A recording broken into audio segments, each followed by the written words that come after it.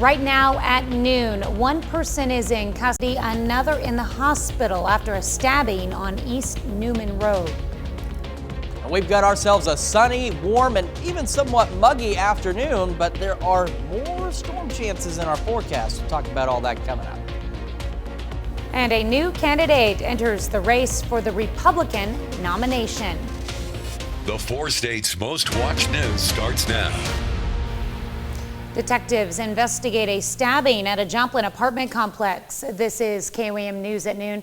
I'm Tanya Bach. Topping our first 7 minutes, a stabbing at the North Park Apartments. Joplin Police, Fire, and Met's ambulance responded to the 3500 block of East Newman around 8:40 this morning. That's where they found an adult male suffering from a stab wound and rushed him to an area hospital. His condition is unknown. Officers arrested a female resident at the scene on outstanding unrelated warrants.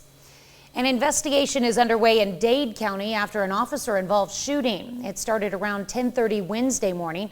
Deputies from both Barton and Cedar counties responded to a home in rural Dade County about a stolen vehicle out of Barton County. Now, that vehicle was found in a barn on the property. While searching the barn, the officers found an armed man inside and exchanged gunfire with him. Authorities shot the suspect, who later died at the scene. None of the officers were injured. The Western Missouri Sheriff's Critical Incident Team is investigating the shooting.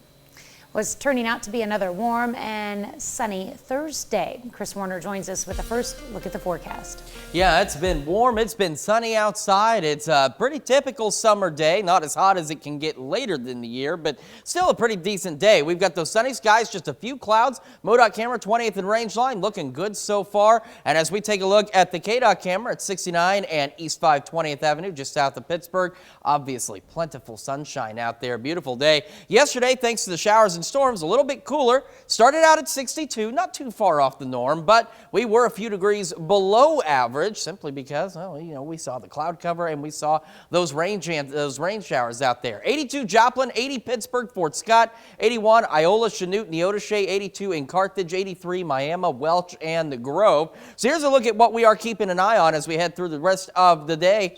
We've got the mostly sunny and warmer conditions today. We've got overnight thunderstorms tonight. There's been a few changes. We're going to take a look at that forecast. We'll talk about those storms and those that could be strong, possibly severe.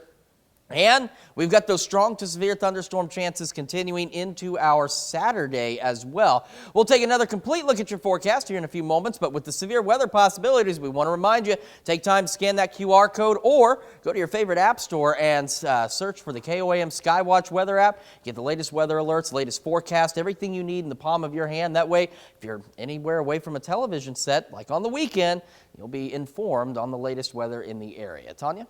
All right, thanks, Chris. Well, former President Donald Trump and the legal trouble he faces takes a lot of the oxygen away from the 2024 campaign. The Republican field for the nomination continues to grow as Miami's mayor announces his candidacy today. Natalie Brand has more details from Washington, D.C. Are you ready? Are you ready? Former President Trump's campaign says it has raised more than $7 million in the face of a historic indictment. That includes more than $2 million brought in from a Bedminster, New Jersey fundraiser the day he was arraigned. This is called election interference and yet another attempt to rig and steal a presidential election. But they will fail and we will win bigger and better than ever before. Trump's legal battles continue to dominate the race for the Republican presidential nomination. If my candidacy is going to be about responding to, things that former President Trump did, then there's not going to be much of a candidacy. By the way, not for me and not for any other Republican nominees. Miami Mayor Francis Suarez dodged interview questions about Trump after officially launching his White House bid. I'm going to run for president. With a video on Twitter Thursday morning. Out on the campaign trail, the Republican hopefuls are facing new questions about whether they'd pardon Trump if elected president. Former UN Ambassador Nikki Haley pledged to pardon Trump, saying it would be bad for the country to see him in jail. Trump's former vice president wouldn't say one way or the other. There are serious charges in this indictment. Now, the president's entitled to make his defense. I look forward to hearing what defense he might have. But I can't defend what is alleged. While most GOP candidates are treading lightly, Arkansas Governor Asa Hutchinson and former New Jersey Governor Chris Christie have been the most vocal critics. Natalie Brand, CBS News, Washington. Suarez's Twitter announcement included a call for people to donate at least $1 to his campaign in order to help him become eligible for the GOP primary debates beginning in August. Well, today, President Biden shines the spotlight on hidden fees that surprise consumers on their bills and announces progress in his battle to end that practice. Executives of major companies like Live Nation and Ticketmaster will join the president at the White House, pledging to eliminate those so-called junk fees and fully disclose all charges to consumers up front. When the war in Ukraine, we're hearing from soldiers on the front lines. They say they're liberating occupied territory, one village at a time. Ian Lee met one of the Ukrainian units returning from battle. They move into position under the cover of darkness. Night vision gives these Ukrainian soldiers the edge against the Russians. Morning brings the command, attack. This soldier, call sign Blacksmith, led the first assault. It took us 2 days to push nearly 3 miles, he tells me. The Russians were dug in and heavily fortified, but intense artillery fire forced them to flee. The quickness of the Russians' retreat is scattered everywhere in their trenches. Weapons here, rations there. But war has taught them a lesson. Don't touch, he says. Anything could be booby-trapped. Have the Russians been putting up a stiff resistance? When we broke the line of defense, then they have a little panic and they move fast back. Their commander, Anton, tells me how his troops move through the mine-infested tree lines for cover. To be slow, to be silent, and to be safe. Slow, silent, and safe. Yeah. When Blacksmith and his squad reach their final objective, Anton gives the order to dig in. Are you glad to be finally going on the offensive? You can't win the war with defense only. And we're glad to move forward. The 108 Territorial Brigade is now getting some R&R, but training never stops. Ukrainian soldiers are recalibrating this BMP-2. In fact, this vehicle right here was captured from the Russians earlier this year. These aren't professional soldiers. Many hadn't held a gun before the war, but now they're battle-hardened warriors. Do you guys believe that you can win this war? 100%. 100% everyone believes we'll win, he tells me. Morale is high because we're pushing forward. Everyone wants victory. The one thing these soldiers wish they had more of is tanks. If they had those, they tell me, this war would be over a lot quicker. Ian Lee, CBS News, Dnipro, Ukraine. And that's a look at today's top stories and weather in our first 7 minutes. Up next on KOAM News at noon, a British researcher claims a 3-million-year-old human ancestor named Lucy walked upright, just like us. And later, we're making State Fair sausage packets in the Mr. Food Test Kitchen. A world-famous fossil has been digitally remastered with 3D technology. British researchers say the ancient human ancestor was more like us than first thought. CBS's Tina Kraus has the story from London.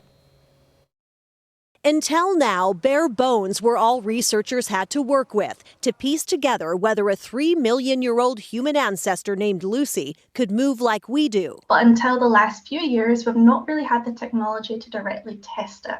And that is what my muscle reconstructions do. Using scans of Lucy's fossil and data from human muscles, University of Cambridge researchers reconstructed the skeleton's missing soft tissues. Muscles animate the body. They allow you to walk, run, jump, dance. For decades, some experts argued Lucy walked in a crouching waddle, similar to chimpanzees. But after digitally modeling 36 muscles in each of her legs to analyze their shape and size, Dr. Ashley Wiseman is convinced Lucy was more advanced. Lucy was very apt at walking around on 2 legs and then also was a very capable climber. The famous fossil specimen was discovered in Ethiopia 50 years ago. Wiseman says Lucy had powerful leg and pelvic muscles and strong knees too. And those knee extensors in Lucy had the exact same capability as a modern human. They were the exact same. Researchers hope to eventually create a full digital model of Lucy to learn more about the legendary species, including how fast she could walk. Tina Kraus, CBS News, London. With 40% of her skeleton recovered, Lucy is one of the most complete fossil specimens of her kind. Still to come on the KOAM News at Noon, Mr. Food. Foil pouch cooking is always a hit. So wait until you see what state fair favorite I have inside this. But first, we're tracking some increasing thunderstorm chances as we head through tonight, tomorrow, and into Saturday evening. We'll look at that full forecast when we come back.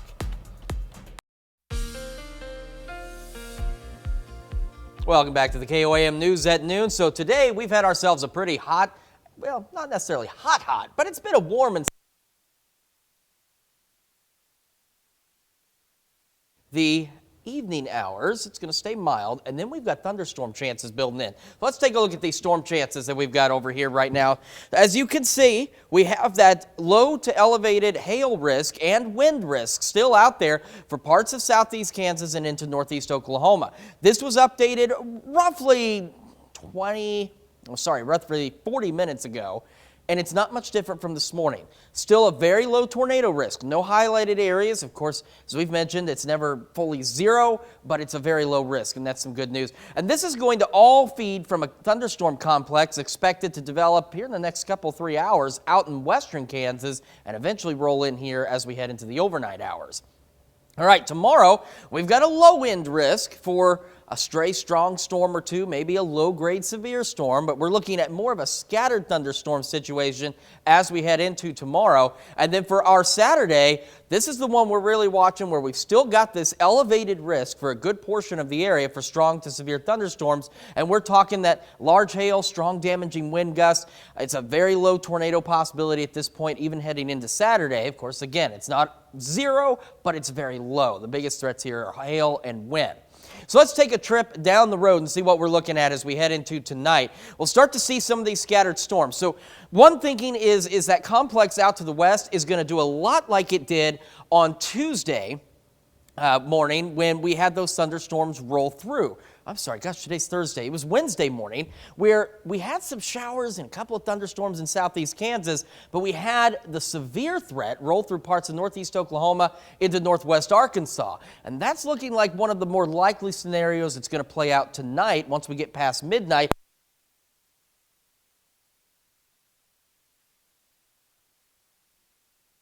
As we get up here a little further to the north. Then we go through our Friday, we'll still have a few scattered storms here and there. We even go into the afternoon. There's that possibility of a pop-up storm or two, and those could be strong.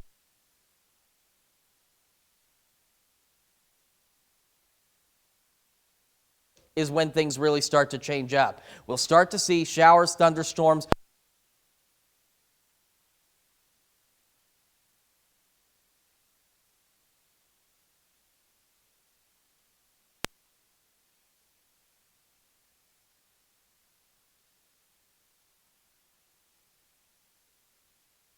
Flex of strong.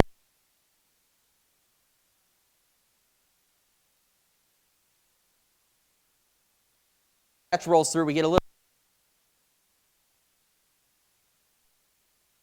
pretty good. MoDOT camera, 20th and range line. Sunshine out there, abundant. Same from the KOAM camera here at our studios just north of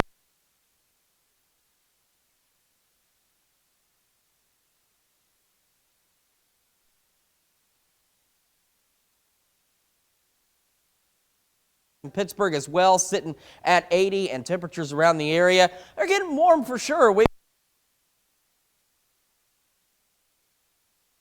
Parsons, 83, Miami, and 81 in the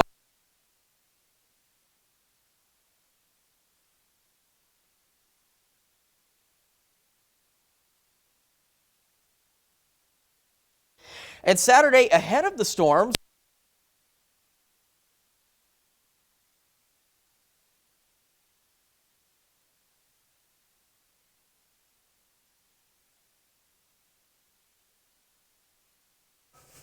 Low 90s, partly cloudy skies, so summertime is going to be here for sure. I think many of us have felt summer has been here for quite some time already.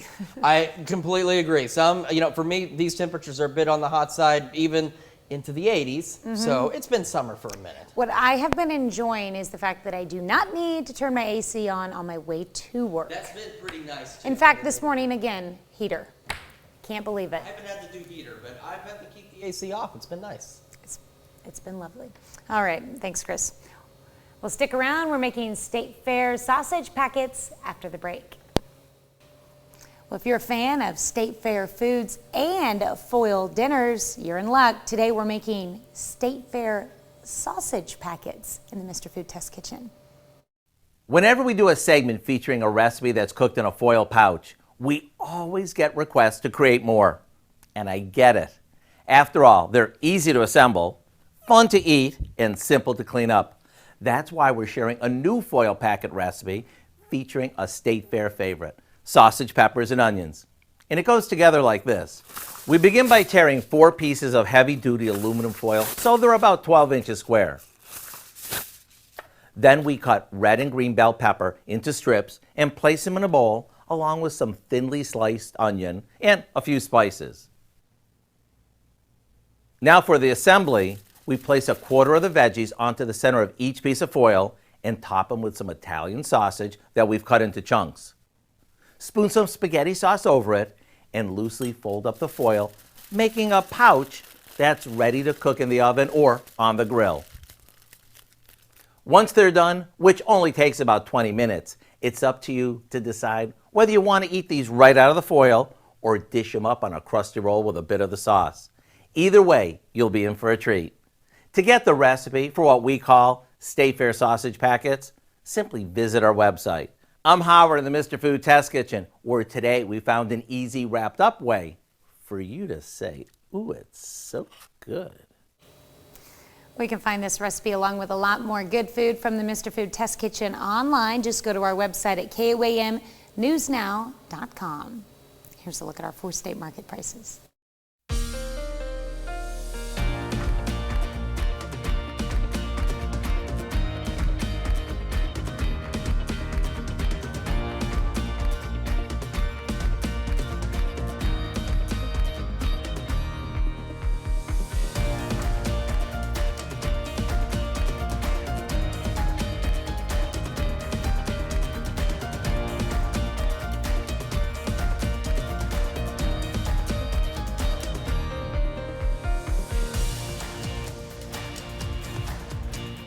All right, continuing to warm up today. Sunny skies, mid to upper 80s. We're watching the thunderstorm chances overnight tonight. A couple of those storms could be strong, possibly severe. A couple of strong storms possible tomorrow near 90. And then a better chance for some strong, maybe severe thunderstorms Saturday evening into very early Sunday morning. As for the rest of our Father's Day, it'll clear out mid 80s. And by the first day of summer, we're talking low 90s, partly cloudy skies. Wow. What do we have coming up tonight at 5? Well, at 5, scientists in England say testing a patient's breath could help reveal a variety of cancers at an early stage. In Health Watch, the first clinical trials are underway. Plus, Camp Quality is giving children with cancer a chance to get away from the hospital and have a little fun in the sun. And it's CMV Awareness Month to highlight the most common infectious birth defect. We're going to meet a Miami, Oklahoma mom hosting a fundraiser for her daughter with CMV. Hope you join us for those stories. A lot more, of course. It's all coming up today on KOAM News at 5. All right. Thank you, Dow. Thanks for joining us for KOAM News at Noon. We'll see you right back here at 5 o'clock.